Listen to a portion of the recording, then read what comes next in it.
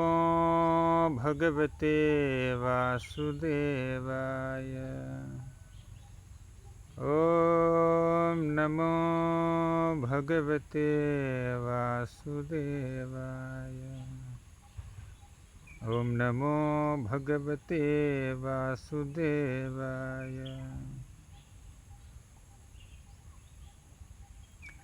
Hare Krishna. Welcome to our series of classes on Krishna's Dwaraka Leelas. In the previous session, we have seen how Krishna's Mathura city was attacked simultaneously by Kalayavana and Jarasandha, and how Krishna has erected the city of Dwaraka in the middle of the ocean in the Kushasthali island, and how Krishna has shifted all the Mathuravasis overnight to Dwaraka. So we have discussed all these things in the previous session. Today we will continue based on the 51st chapter of the 10th canto of Srimad Bhagavatam. So far we have seen that Kalayavana, who was a Yavana king, so he came to fight with Krishna, and his intention was he was actually looking for a person who can properly offer him a good fight. So Kalayavana was such a powerful warrior that he could not find a proper combat, and Narada Muni suggested that Krishna, who was born in the Yadu dynasty, was a proper warrior who can offer a very good fight to Kalayavana. So Kalayavana brought 3 crore soldiers, 30 million soldiers, to attack Mathura city. And Kalayavana was attacking Mathura city. Simultaneously, Jarasandha also was coming towards Dwaraka, coming towards Mathura with his 23 Akshohinis of armies. So simultaneously, Dwaraka was being attacked by Kalayavana and Jarasandha. So Krishna thought that we have to answer to these two armies. So better we keep our Mathuravasis safe by shifting all of them to a new place. So Krishna invoked the presence of Vishwakarma, and then he manifested a very wonderful city called Dwaraka, and through his Yogamaya potency, Krishna has shifted all the Mathuravasis to Dwaraka, and Dwarkavasis are very safe there, and Mathura became empty, and only Krishna and Balaram stayed there. And when Krishna erected this Dwaraka fort, when he established this beautiful city in the middle of the ocean, so many demigods came and offered such wonderful presentations to Krishna. So Indra came and he offered some gifts. Kuvera came, he offered some gifts. Kuvera offered 8 kinds of treasuries to Krishna. So like the different demigods offered different gifts to Krishna, and Krishna shifted all the Mathuravasis to Dwaraka. And later Krishna kept Balaramji as the protector of Mathura city, and Krishna started running away from Mathura city. By that time, Kalayavana has already approached Krishna. So Kalayavana recognized Krishna, and Kalayavana started chasing Krishna. So Krishna was running away from Kalayavana. Yesterday we have discussed this chase, and Krishna ran into a cave. Kalayavana was following Krishna, and then he also ran into a cave.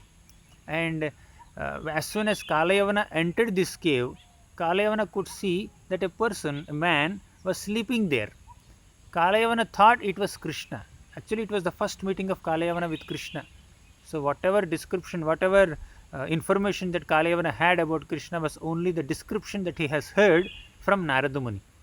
So Kalayavana came, and then he thought that this person was Krishna, and Kalayavana just thought that Krishna was sleeping there.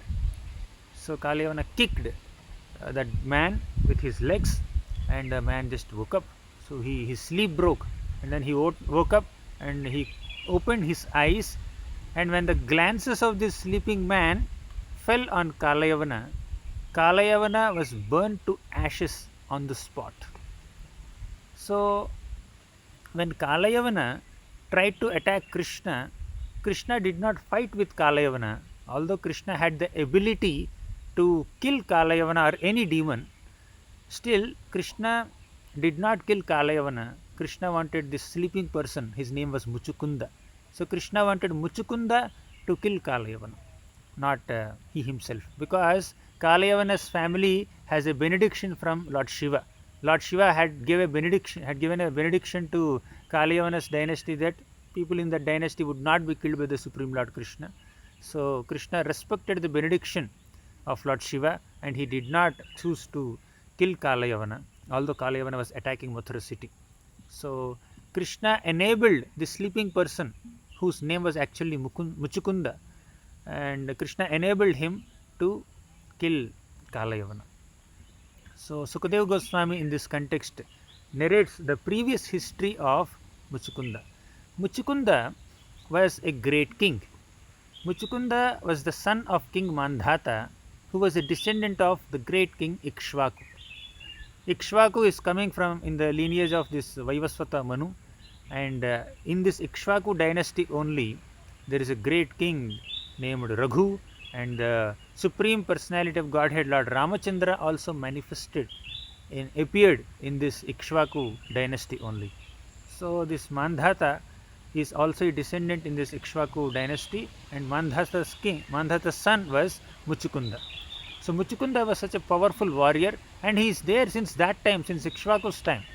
So he is sleeping in this cave, and the reason seems to be very mystical. Why he has to sleep in this cave?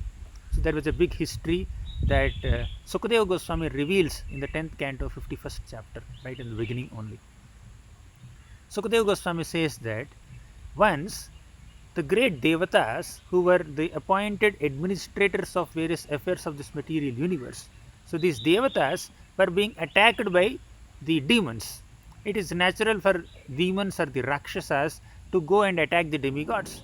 So the demigods needed a powerful warrior to assist them in this. And this Muchukunda happens to be a very powerful king and powerful warrior. He can fight.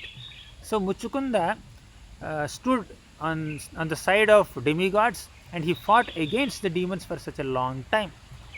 And a lot of time passed, and Muchukunda was fighting against the demons, and he was protecting the demigods. Such a long fight.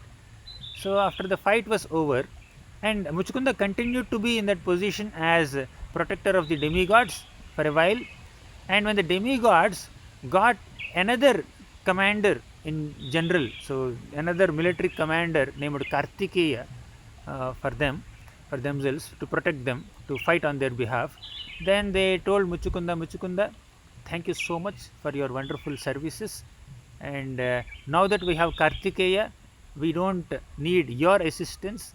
You have already extended yourself to help us, to support us in various ways. We are extremely grateful to you for whatever service you have done. And now that we got another commander, so we are releasing you from this position, from this responsibility. So you can take whatever benediction that you want from me, from us. So you can take a benediction, and then you can be relieved from this service. Then Muchukunda said, my dear demigods, I fought for a long time on your behalf, so now my body is quite fatigued. I am quite tired. I need some rest. So can you just allow me to just sleep in a place where I am not at all disturbed? I just want sleep. I want sleep for a long time. Whoever disturbs my sleep should be burned into ashes. So Muchukunda got this benediction so that he can sleep for a long time. So because of the benediction that he has received from the demigods for his extended services to the demigods, now Muchukunda, when he was woken up from his sleep, as soon as he glanced on this Kalayavana was burned to ashes, because Kalayavana disturbed the sleep of Muchukunda. According to the benediction that Muchukunda has received, Muchukunda's glances burnt Kalayavana to ashes. So Kalayavana was killed in this way. So Muchukunda was a great devotee of the Supreme Lord. So Krishna reduced the burden of this earth personally by killing so many demons. In Vrindavan, Krishna has killed so many demons: Putana, Shakatasur, Aghasur, Bakasur, Vyomasur, Vatsasur, so many such demons. So Krishna killed so many demons personally. And through Balaram also Krishna killed some demons, because Balaramji killed Dhenukasur, Balaramji killed Pralambasur. Like that, through Balaram also Krishna killed some demons. And then when Krishna came to Mathura Dham, there also he killed Kamsa, Kavalaya Pida, Chanura, and then couple of other wrestlers. And later Balramji also killed some of the demoniac people. And Krishna and Balaram together killed several Akshohinis of armies brought by Jarasandha right at the doorstep of Mathura. So many Akshohinis of armies came. So yesterday we discussed the count of a huge Akshohini army. So thus Krishna and Balaram together reduced the burden of earth to a considerable extent by this time. Now Krishna wants to reduce the burden of the earth and punish the miscreants and kill such demoniac people through his devotees. In future, Krishna will be killing so many miscreants on the planet of earth through his devotees Pandavas. Now Krishna began to destroy the burden of the earth through some of his devotees. First he began with Muchukunda. So Muchukunda was a devotee of the Lord, and Krishna used Muchukunda to kill Kalayavana instead of he himself killing, because he wanted to respect the benediction of Lord Shiva, and he also wanted to give some mercy to Muchukunda. Now you see, Krishna has simultaneously showed his affection for two devotees in this one context. One, Lord Shiva; two, Muchukunda. So Shiva must have given some benediction to some demon. So Krishna is not obliged to follow all the rules and protocols set in that benedictions to kill a demon. So if Krishna could have killed Kalayavana, but Krishna respected the benediction given to his dynasty by Lord Shiva. So the Lord, the Supreme Lord Krishna or Vishnu would respect the words of their devotees also. Although the Lord has great power, he is not obliged to align himself with the benedictions or with the protocols or with the rules or regulations set by some of his subordinates. Still the Lord respects all of them. So for example, Brahmaji has given so many benedictions to Hiranyakashipu.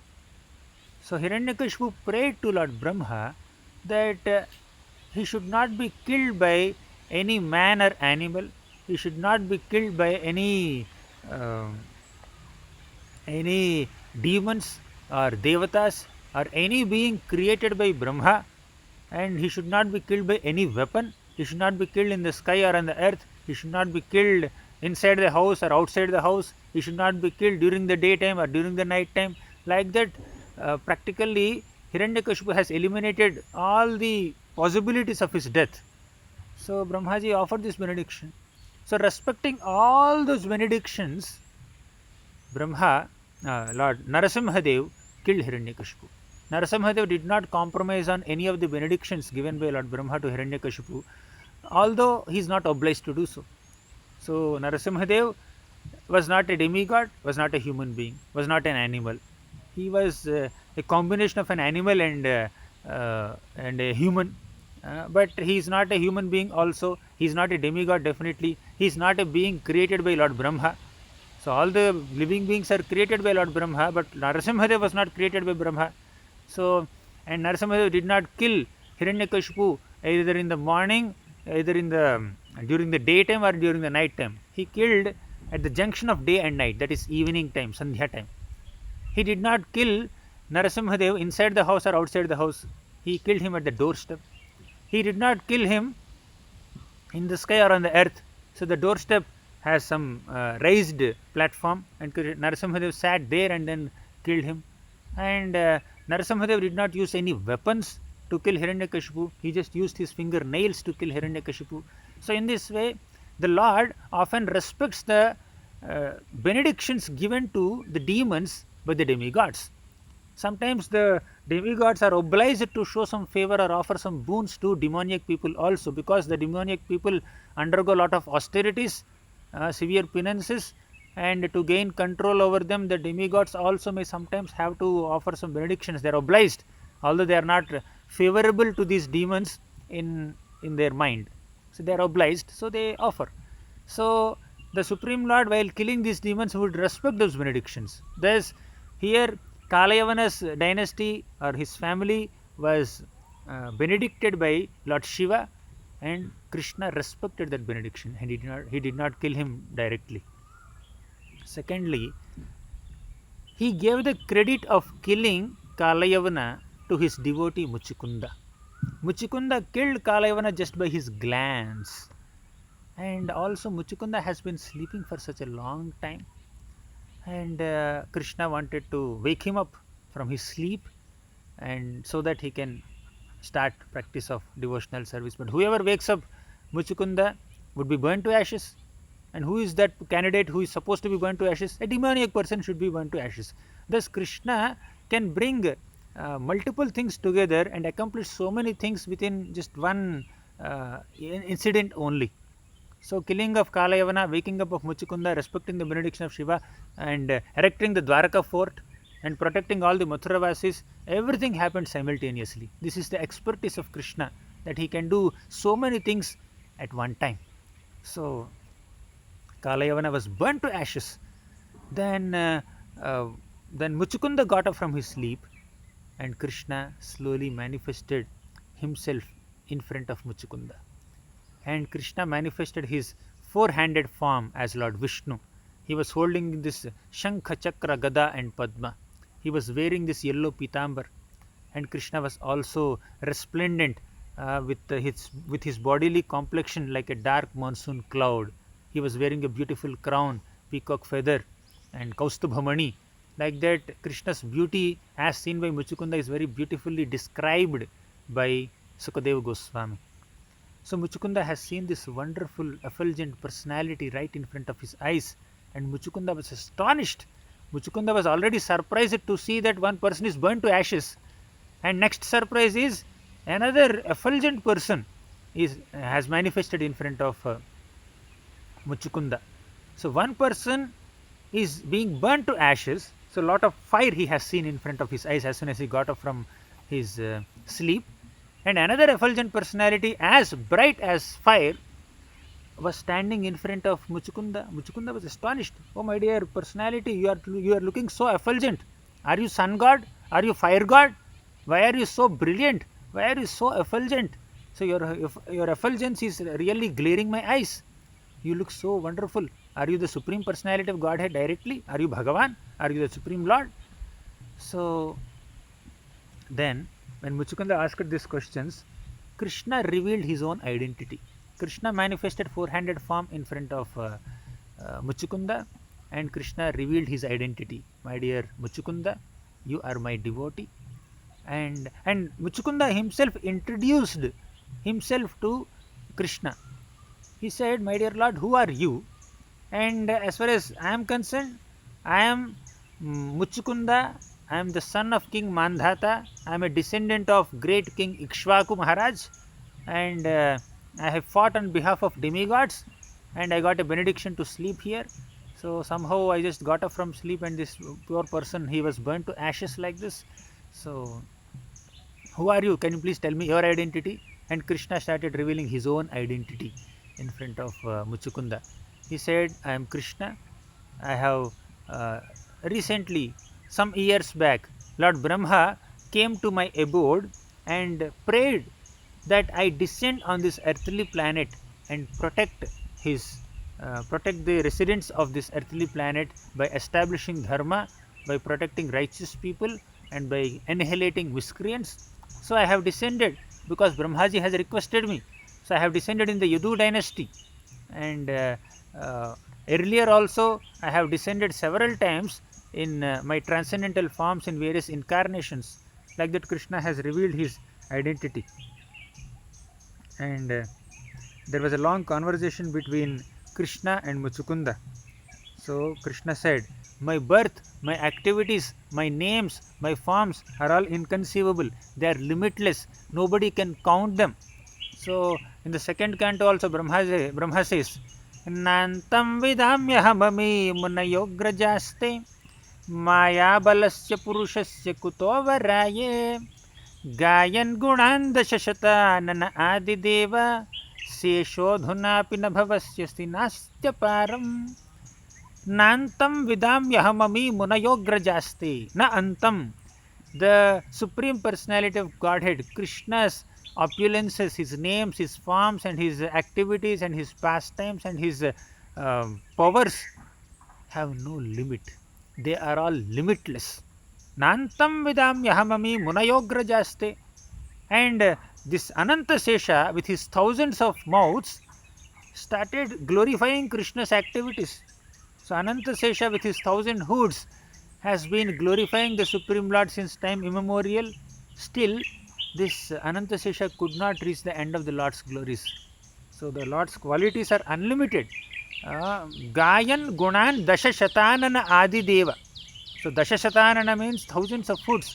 This Ananta Sesha had with thousands of hoods since long time. Although Ananta Sesha was trying to enumerate the qualities of Lord Vishnu, Lord Krishna, he could not reach an end.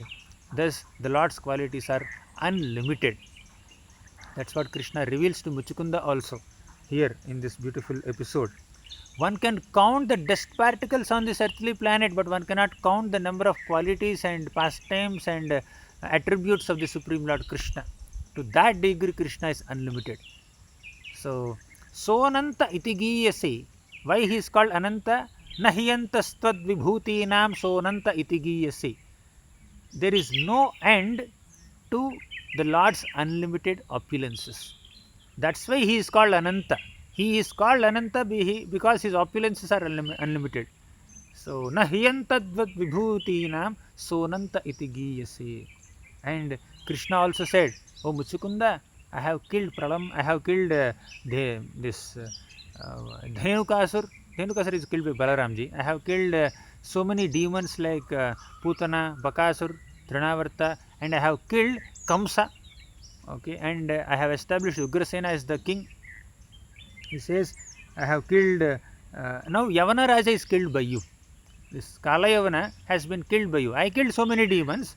Now I am giving opportunity to kill the demons to my devotees, and you are my devotee. So you have killed him. So choose some benediction. Whatever you want, you can take from me. Then Muchukunda offered his heartfelt prayers to the Lord Krishna. So now it is very easy for a sincere devotee to recognize the Supreme Lord when the Lord presents himself in front of the devotee. For a moment, Muchukunda was a little astonished to see Krishna in front of him, and he even questioned the identity of Krishna. But Krishna started revealing his own identity. Here, Krishna is speaking about himself in front of this devotee. Muchukunda is such a wonderful personality, and Muchukunda immediately saw this Krishna as his dearest Lord, and he started offering prayers to Krishna.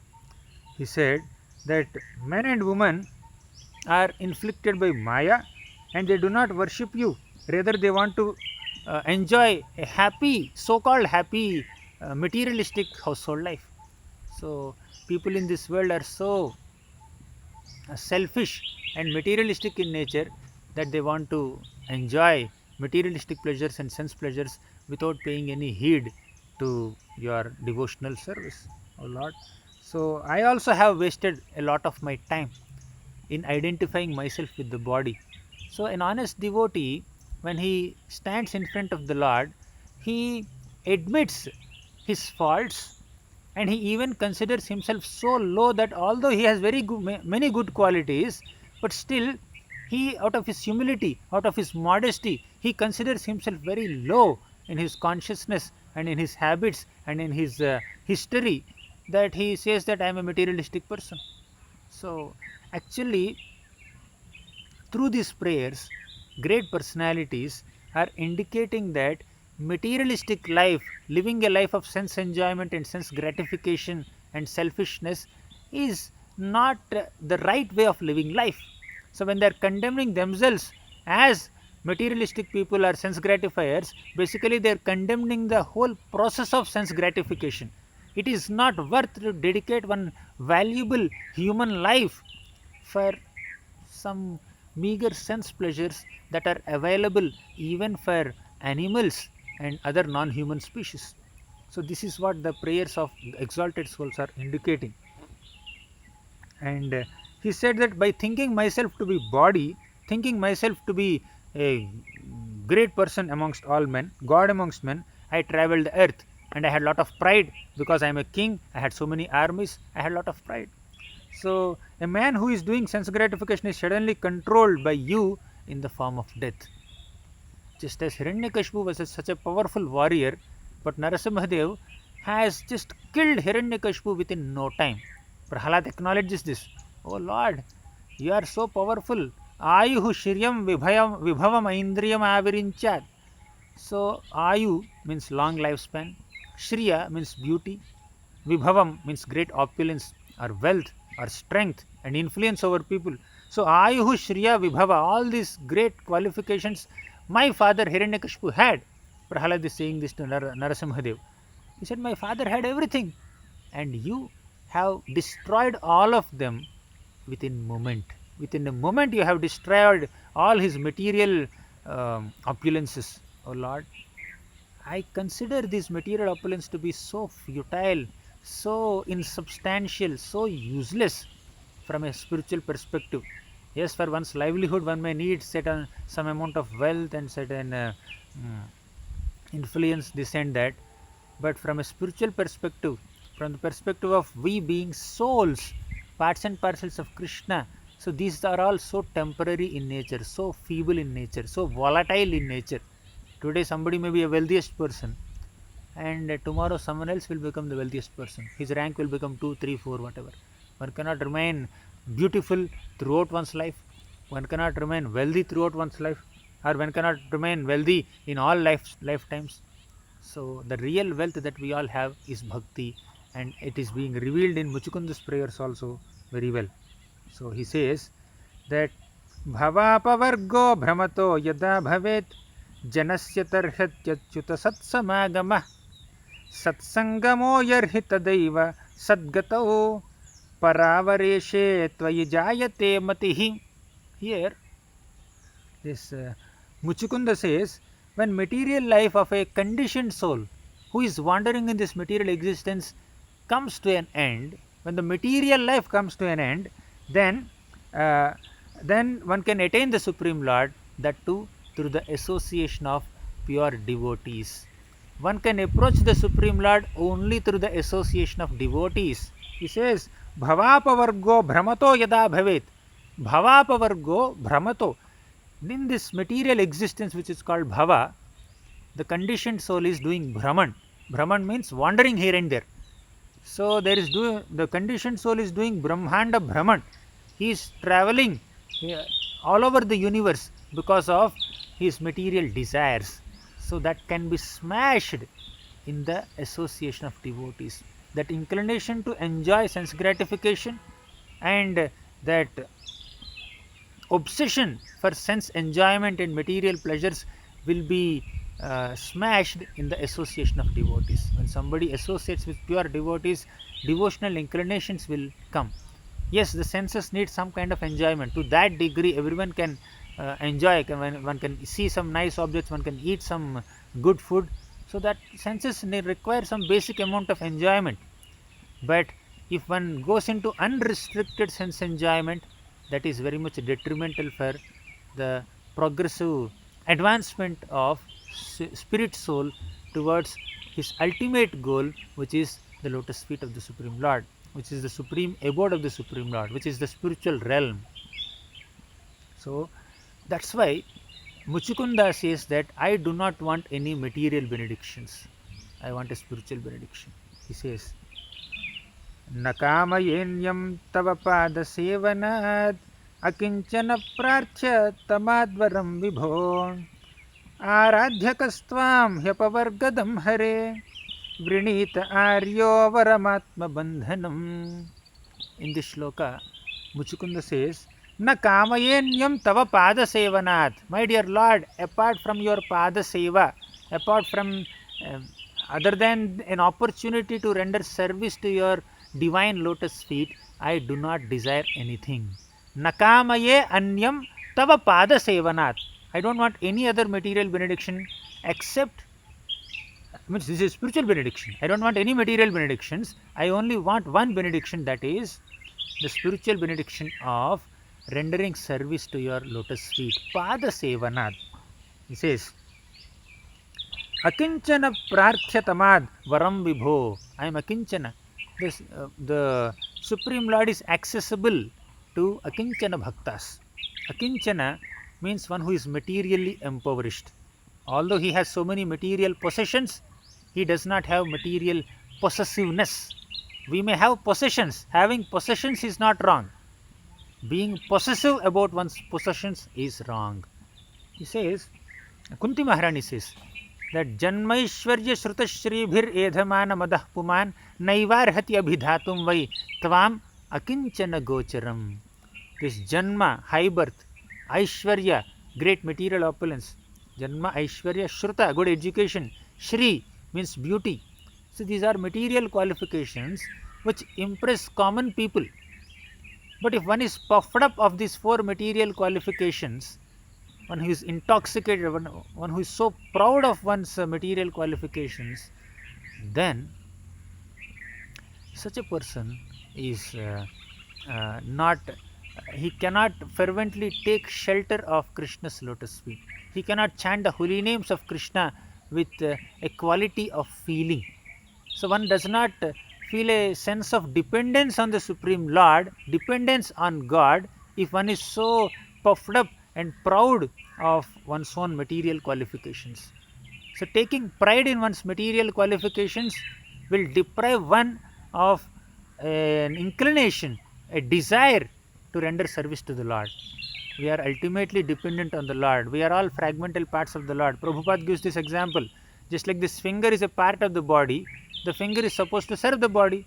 The finger should come together and then take a morsel of food and put in the mouth so that the entire body can be nourished. If the fingers say no, we will not put any food in the mouth, the entire body will not be nourished, and the hand also will not get any strength.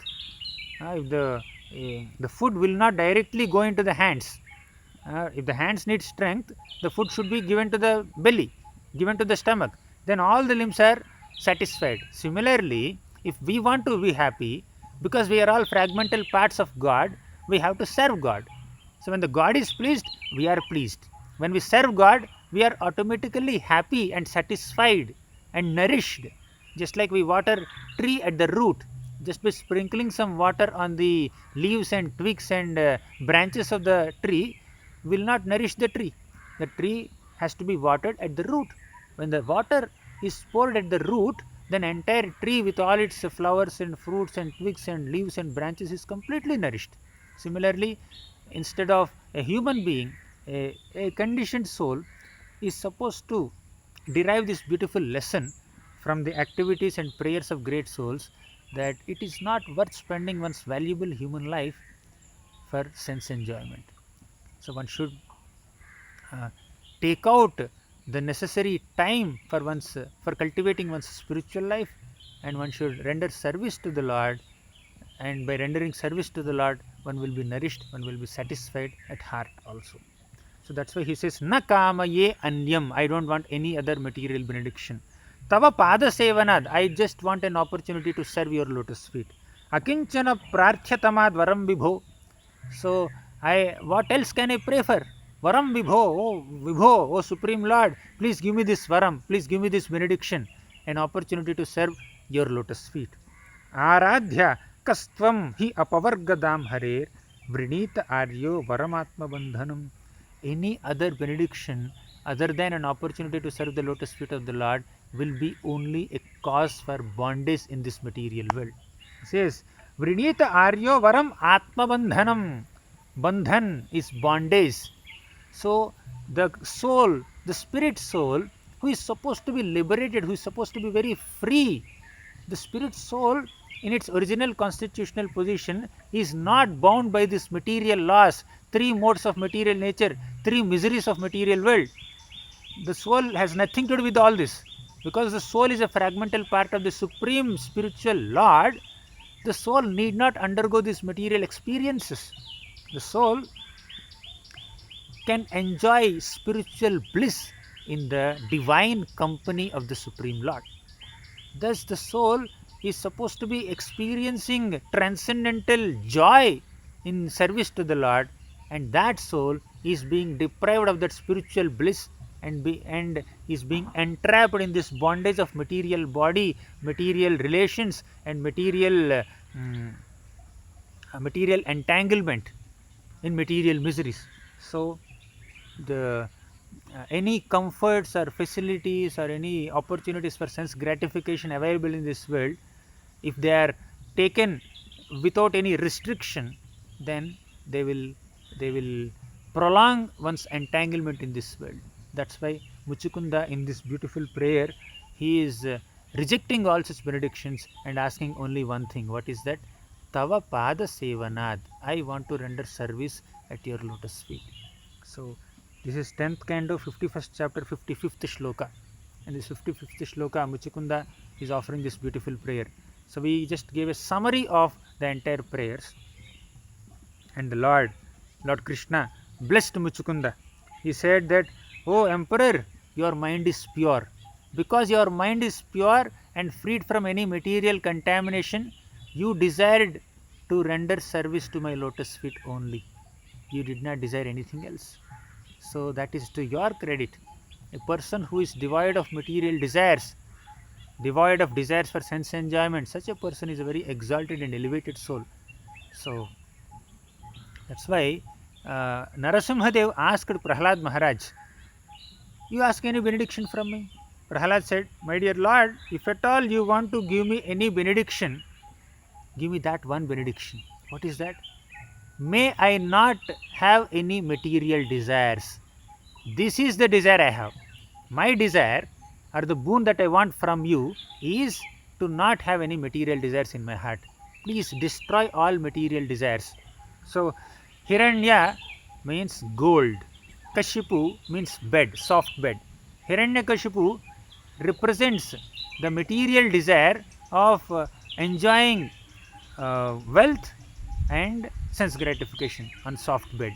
So these two, sense pleasures, sex pleasure and wealth, so these are prominent material desires. So Hiranyakashipu represents that, and Narasimhadev with his fingernails only he killed Hiranyakashipu. So that's why Prahlad Maharaj is asking, just like you have killed Hiranyakashipu, who is a representative of material desire, please kill all material desires in my heart. This is our prayer to Narasimhadev also.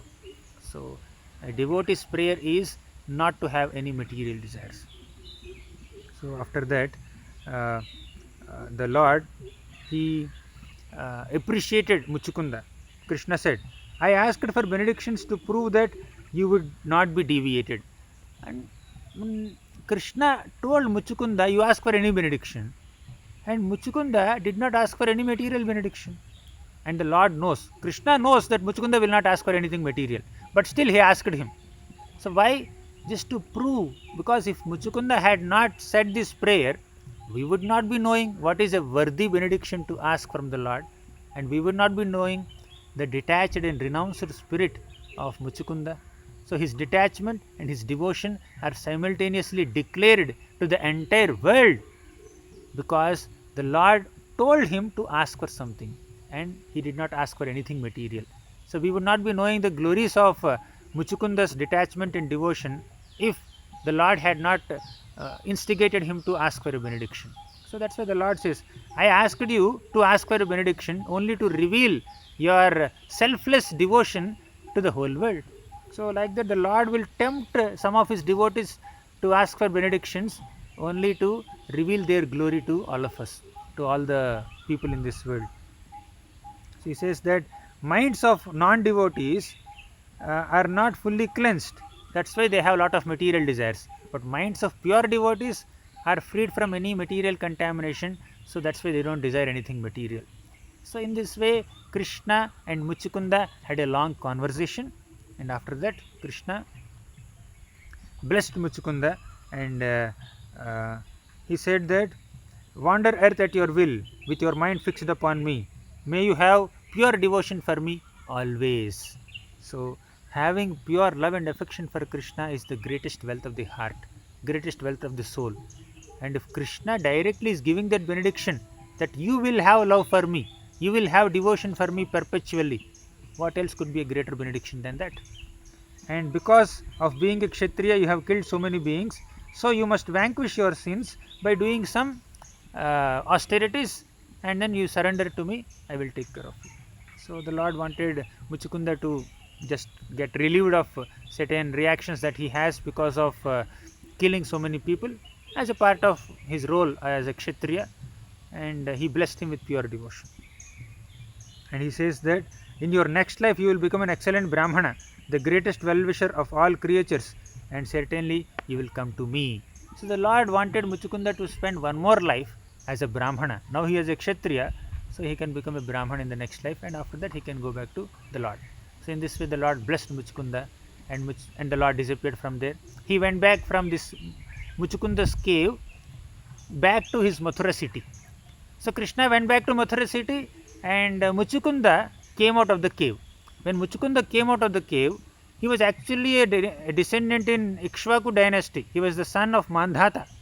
So this Muchukunda, when he came out of this cave, he saw that all the people there around, they were very small, because as the yugas progress, the physical strength, the lifespan, and the bodily size, and the mental capacity, intellectual capacity, scholarship, and concentration, and all good qualities of the human beings would reduce as the age progresses.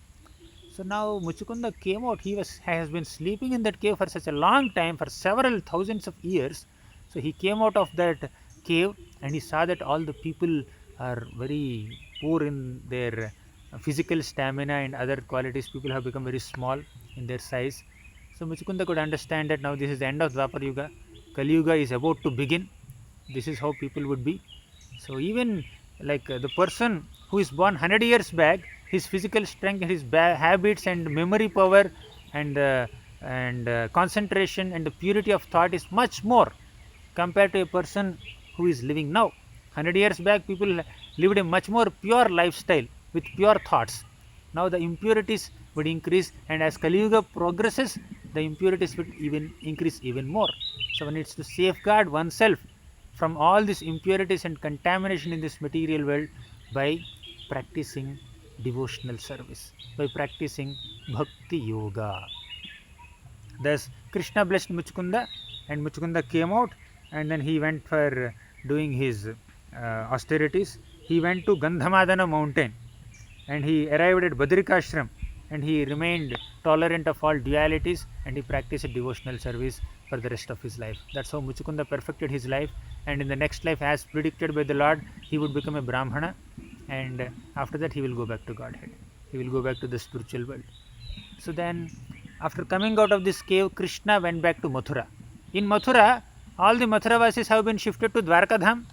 Only Balramji was there. So Krishna and Balram again met in Mathura city. So meanwhile, Krishna saw that this Kalayavana brought 30 million soldiers. So an army of 3 crore soldiers was brought to Mathura city to fight with Krishna and Balram. So Krishna smashed these 30 million people who are the associates of Kalayavana. Kalayavana already died because of Muchukunda's glances. Now Kalayavana's soldiers, 30 million soldiers, also died in the hands of Krishna. So Krishna smashed all of them. So after that, Jarasandha was also simultaneously attacking, right? So Jarasandha came with his 23 Akshohinis of army. Again, this is his 18th attack. 17 times Krishna and Balaram have defeated Jarasandha's army, have killed Jarasandha's army, and just defeated Jarasandha and then left him with his life.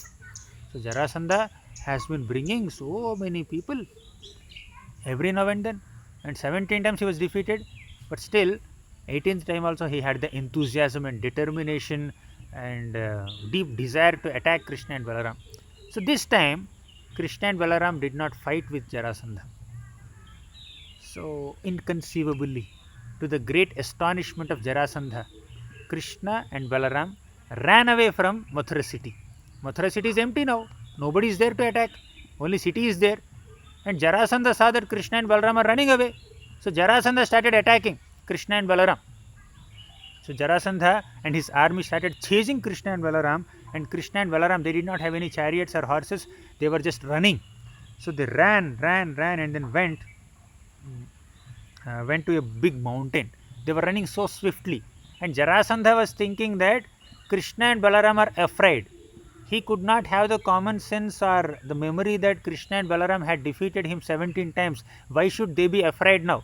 But somehow Jarasandha was thinking that let me chase them. So let me face them. Let me kill them. So Krishna and Balaram were running. So Jarasandha laughed and he started speaking very insulting words. Just like when Kalayavana was also chasing Krishna, Kalayavana also spoke so many insulting words. Kalayavana told him, "You are a coward. You are running away from battlefield. You are showing your back to your enemy. Are you not ashamed of doing it?" Similarly, Jarasandha is also describing Krishna in very bad descriptions, words. And that's why Krishna is called Ranachor. So Krishna can perform any pastimes because all pastimes are meant for Krishna's transcendental and divine pleasure. So Krishna just ran and along with Balaram without paying any heed to the uh, the foul words uttered by Jarasandha. He did not want to reply back. So Krishna just ran away along with Balaram, and apparently exhausted, and after fleeing a long distance, this Krishna and Balaram were like apparently exhausted. They were not exhausted, of course. So they went on the top of a mountain.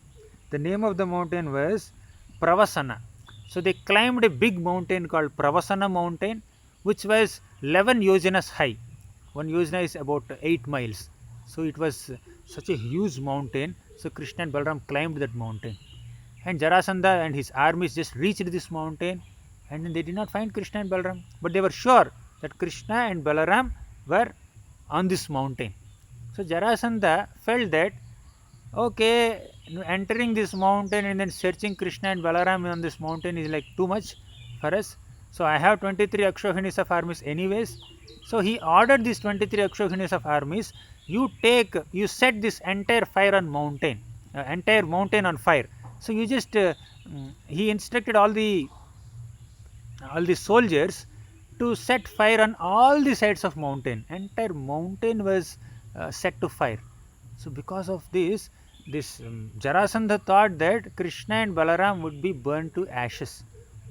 They have divine, transcendental, spiritual bodies. How can a material element fire would cause any harm to Krishna and Balaram? But Jarasandha foolishly thought that he could kill Krishna and Balaram by setting fire to the mountain. So he had set fire to the mountain, and he was waiting for Krishna and Balaram's death. He waited for a while. Entire mountain was burning to ashes, and Krishna and Balaram jumped from the mountain. So as we can see in this picture, Krishna and Balaram were jumping from the top of this mountain, and this mountain was 11 yojanas high, means 11 into 8 miles high. So from such a great altitude, Krishna and Balaram jumped without any fear. So, but Jarasandha foolishly thought that Krishna and Balaram they were burnt in that fire. So Krishna and Balaram just jumped off the uh, mountain, and they ran into Dwarka city. So invisible to Jarasandha. Jarasandha thought that they died, and then he went back with his armies, and Krishna and Balaram came to Dwarka city, because Krishna could have killed Jarasandha also, but Krishna wanted to give the credit of killing Jarasandha to his devotee Bhima. So that will happen in future in Krishna's Hastinapur pastimes. So Krishna and Balaram jumped from this mountain cliff, and they went to Dwarka city. So Krishna has manifested Dwarka city, and through his Yogamaya potency, Krishna shifted all the Mathuravasis to Dwaraka, as we discussed in the previous session. And now Krishna and Balaram are personally entering this Dwarka city. So Krishna and Balaram entered Dwarka city. At that time, the great king named Raivata, so he had a beautiful daughter named Revati, and this Revati was given in marriage to Balaramji. Balaramji's marriage also happened. Actually, this Revati's father went to Brahmaji to hear, to take an advice from Brahmaji. So Revati's father wanted to get Revati married to a very qualified husband. So he wanted to take advice directly from Brahmaji. But she was born long back, and when Revati and and her father went to Brahmaji, Brahmaji was hearing the musical performance of some Gandharvas, and after the musical performance he came out and he asked Revati's father, why why have you come here? He said, I want to get my daughter married to an able husband. Then he said, okay, all the husbands that you must be planning to get your daughter married to, they are no more, because several yugas passed. 20 several yugas have passed, too many yuga cycles have passed. So now none of them are alive, their dynasties are also not alive. I suggest that you give your daughter Revati in marriage to Balaramji, who is an expansion of the Supreme Personality of Godhead. He descended in the Yadu dynasty along with his younger brother Krishna, who is the Supreme Lord. So then Revati was given in marriage to Balaramji. Actually, Revati was from a previous yuga. She was so tall, and Balaramji took his plow and then brought her height down to a reasonable height that matches his height, and then he married. So in this way, Balaramji's marriage happened after Krishna and Balaram shifted to Dwaraka. Now Krishna's marriage should happen. So from the next episode, we will discuss about Krishna's marriage. So Krishna's first wife, first queen was Rukmini Devi. Tomorrow we will discuss the episode of Rukmini's marriage, and we may take 2 episodes to discuss her whole marriage. And after that he married Satyabhama, then Jambavati, then Kalindi, Mitravinda. So many other marriage pastimes of Krishna happened in the rest of the chapters of 10th canto. We will discuss that in the future episodes. Thank you all very much. ग्रंथराज Shrimad Bhagavatam की जय, श्रील प्रभुपाद की जय.